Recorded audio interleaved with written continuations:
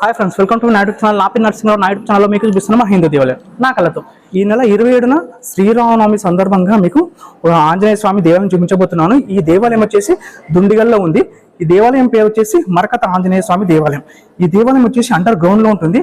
రామలక్ష్మణుని అపహరించి మైరావణుడు పాతాళ లంకలో బంధిస్తాడు కదా. ఆ బంధించిన రామలక్ష్మణుని ఆంజనేయ స్వామి వచ్చి మైరావణుని చంపి రామలక్ష్మణుని విడిపిస్తాడు.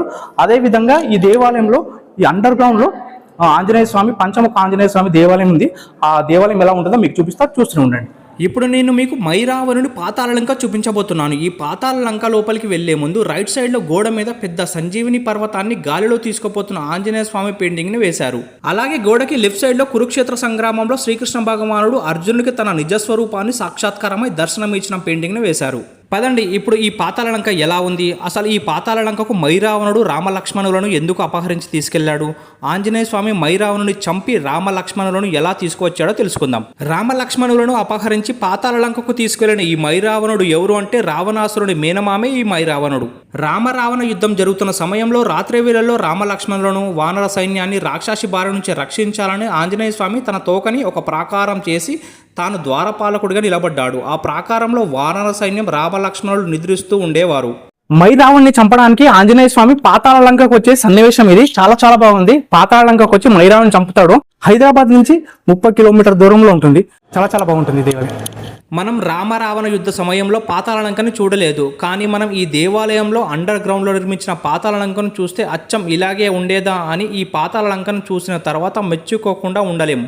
అంతేకాకుండా ఈ గోడల మీద ఆంజనేయ స్వామి పాతాళ లంకకు ఎలా వెళ్ళాడు, మైరావణ్ణి ఎలా చంపాడు, రామలక్ష్మణులను ఎలా తీసుకువచ్చాడో విగ్రహాల రూపంలో వివరించారు. కథలోకి వెళితే తన తోకతో ఒక ప్రాకారం చేసి అందులో రామలక్ష్మణులను ఉంచి కాపలా కాస్తుంటాడు ఆంజనేయ స్వామి. ఆ విషయం తెలుసుకున్న రావణాసురుడు రాముణ్ణి జయించడం అసాధ్యమని భావించి పాతాళ లంకకు వెళ్లి తన మేనమామ అయిన మైరావణ్ణి కలుస్తాడు. మైరావణుడు పాతాళ లంకకు రాజు, మహామాయావి కూడా. మైరావణ, నువ్వు మాయావులలో శ్రేష్ఠుడవి, నీ సహాయం కోరి వచ్చాను. ఆంజనేయుడు తన తోకను ప్రాకారంగా నిర్మించి అందులో రామలక్ష్మణులను ఉంచాడు. అందువల్ల ఏ విధంగానైనా సరే ఆంజనేయుని మోసం చేసి రామలక్ష్మణులను పాతాళ లంకకు తీసుకురావాలని కోరాడు రావణాసురుడు. మైరావణుడు స్వయంగా తానే విభీషణ రూపంలో వెళ్లి రాత్రి సమయంలో నిద్రిస్తున్న రామలక్ష్మణులను అపహరిస్తాడు. మాయా విభీషణుడు వెళ్లిన తర్వాత రావణ సోదరుడైన విభీషణుడు వచ్చి ధైర్యంలో గాని, బలంలో గాని, బుద్ధిలో గాని, సాహసంలో గాని నీ వంటి శూరుడు మరొకడు లేడు. రామలక్ష్మణులు ఎలా ఉన్నారో ఒకసారి చూసి వస్తాను అన్నప్పుడు ఆంజనేయ స్వామి జరిగిన విషయం తెలుసుకొని పాతాళ లంకకు వెళ్తాడు. ఈ ఆలయంలో నిర్మించిన పంచముఖ ఆంజనేయ స్వామి ఈయనే. చుట్టూ నక్షత్ర మండలం మధ్యలో ఆంజనేయ స్వామి చూడడానికి చాలా బాగుంది. రావరావణ యుద్ధంలో మైరావణుడు రామలక్ష్మణులను అపహరించి పాతాళ లంకకు తీసుకెళ్తాడు. ఆ విషయం తెలుసుకున్న ఆంజనేయ స్వామి పాతాళ లంకకు వచ్చి మైరావణ్ణి చంపి రామలక్ష్మణుని తీసుకెళ్తాడు. అదే సన్నివేశం ఈ గుహలోకి వచ్చినాక చూడండి. పంచముఖ ఆంజనేయ స్వామి ఉన్నాడు. ఈ గుహలో మైరావణుడు రామలక్ష్మణుని ఎలా బంధించాడు, ఆ గుహ ఎలా ఉంటుందో ఈ దేవాలయం చూపించారు. ఈ దేవాలయం హైదరాబాద్ నుంచి 30 కిలోమీటర్ దూరంలో దుండిగల్ అనే ప్రాంతంలో ఉంటుంది. పాతాళ లంకకు వెళ్లిన ఆంజనేయ స్వామి ఎన్నిసార్లు మైరావణుని ముక్కలు చేసినా తిరిగి ఒకటిగా మారుతూ ఉంటాడు.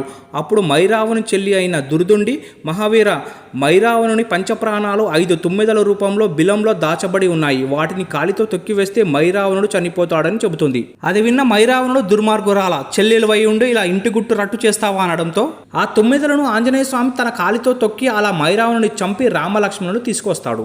ఆంజనేయుడు దుర్దుండి కుమారుడైన నీలమేఘుడికి పాతాళ లంక రాజుగా పట్టాభిషేకం చేసి రామలక్ష్మణులను భుజం మీద ఎక్కించుకొని అక్కడి నుంచి లంకకు తీసుకువస్తాడు. రామాయ రామభద్రాయ రామచంద్రాయ వేధసే. అసలు ఈ ఆలయం ఎంట్రన్స్ ఎలా ఉంటుందో మీకు నేను చూపించలేదు కదా. పదండి, ఈ ఆలయం ఎంట్రన్స్ ఎలా ఉంటుందో మీకు ఇప్పుడు చూపిస్తా.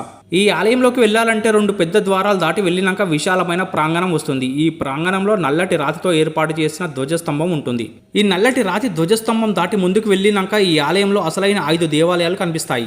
ఈ 5 ఆలయాలు ఒక పెద్ద విశాలమైన హాల్లో నిర్మించడం జరిగింది. ఈ 5 దేవాలయాల్లో మొదటిది గణపతి దేవాలయం, ఆ తర్వాత శివాలయం, ఆ పక్కన రాఘవేంద్ర స్వామి ఆలయం, ఆ పక్కనే భద్రకాళి అమ్మవారి ఆలయం, చివరగా ఆంజనేయ స్వామి ఆలయం ఉంటుంది. ఈ దేవాలయంలో ఈ ఆలయంలో వీడియోకి నేను పర్మిషన్ అడిగినప్పుడు ఈ నెల 27న శ్రీరామనవమికి ఈ దేవాలయాన్ని ముస్తాబు చేస్తున్నాము, కావున ఈ నెల తర్వాత మీరు రాగలరు అని చెప్పడంతో నేను ఈ మెయిన్ ఆలయంలో వీడియో చేయలేకపోయాను.